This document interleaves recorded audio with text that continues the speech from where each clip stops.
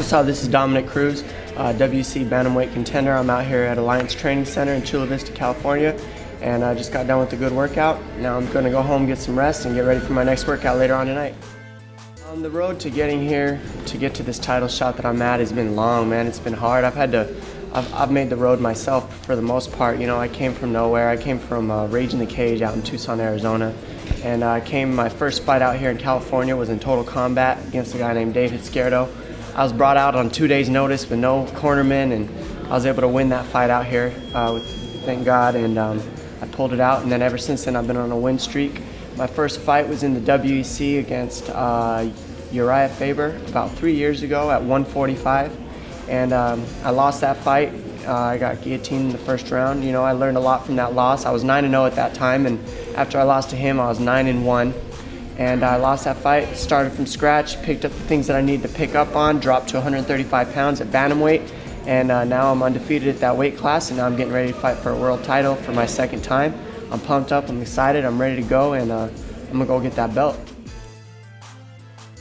Fighting for the WEC has been like a real great honor, you know.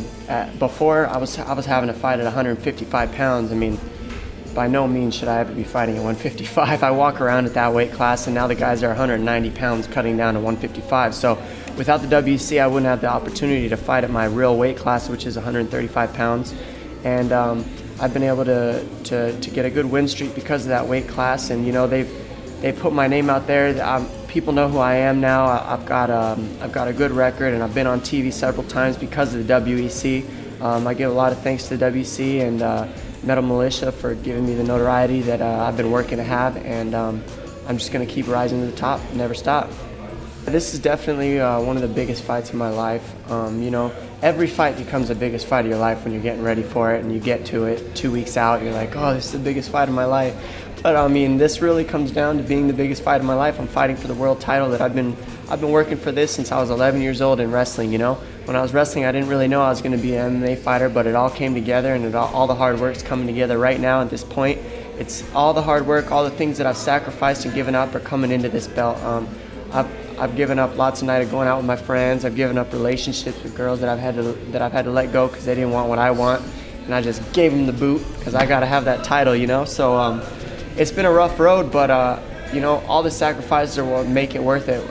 If it was easy, everybody would do it, and that's what's beautiful about what I get to do is I get to do something I love, and I get to be good at it, and it's because of the sacrifices that I've made. You know, 100% of my time, all day, all night, everything I eat, everything I drink, goes into this fight and into MMA to become the best fighter I can. So it's been a great journey and a good road, and I'm extremely blessed to be here and do what I love. My training schedule throughout the day has been pretty intense, you know.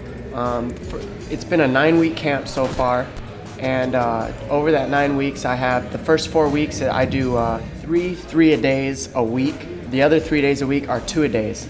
So I'm doing, I don't even know how many practices throughout the week, and it's just to break my body down and get my muscles prepared for a 5-round fight to go nonstop without getting tired. And you know, I've been prepared for that. A lot of strength and conditioning workouts, tons of pad work, tons of sparring, and it's every morning I come in at 10:30, get my sparring in, or my grappling, whether it be wrestling or jiu-jitsu, and then at night I do my pad work, or my technique, or my strength and conditioning circuits, or my sprints. And that's kind of how I separate it. Morning I come in, night I come in. Sometimes I wake up extra early on my 3-a-days at 5 in the morning, and that's when I'll get my sprints in before I spar or before I do my pad work. So it's been a lot of work, but it's going to be well worth it. You know, the pressures definitely do get to you, but you know, I think that once you get to a certain amount of fights, you get used to that pressure, man. I've had 5 fights in the WEC now, 4 fights in the WEC now, and the pressure's always there. The pressure's always going to be there. That's what keeps you sharp, though. I really believe that all the pressures and the fears and stuff that might come into your brain are what keep you sharp. If you don't have that, I feel like you're not going to be as good of a fighter as you would as the person that has that. So the fear and stuff, it definitely plays a factor in the way that I fight, and I think it makes me a sharper, better fighter. So I have no problem with it. I've learned how to handle it and use it as fuel to make me a better fighter. You know, one of the things that I always watch, I've always watched, it sounds cheesy, but Muhammad Ali. I mean, anytime you see that guy come into a fight, he looks like he doesn't even care. He's so confident in himself and his abilities and what he's done that he could talk trash all the way up to the fight, go in there and still not care about eating his words.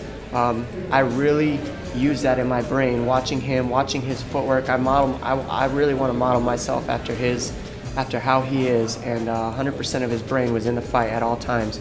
And when I get in there, I'm 100% confident that my footwork, my head movement, all the skills, my cardio, everything that I've worked for is going to come into play, and I'm going to win that fight. So that takes away a lot of fear too.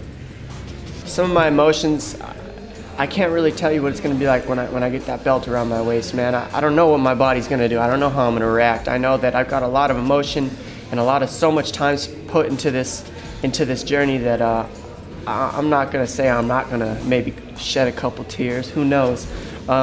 It's hard to say, but I know that I can sit and just watch. I've been watching the Winter Olympics and watching these guys, and they get their gold medal, and I watch them, and I get a little choked up like, oh, that's going to be me soon. They get that gold medal, I'm going to be having my belt, and it's very similar. And just getting choked up watching the Olympics, I can only imagine what's going to happen when Reed Harris puts that belt around my waist. You know, I'm getting that belt from my mom, who raised me single-handedly too, me and my brother.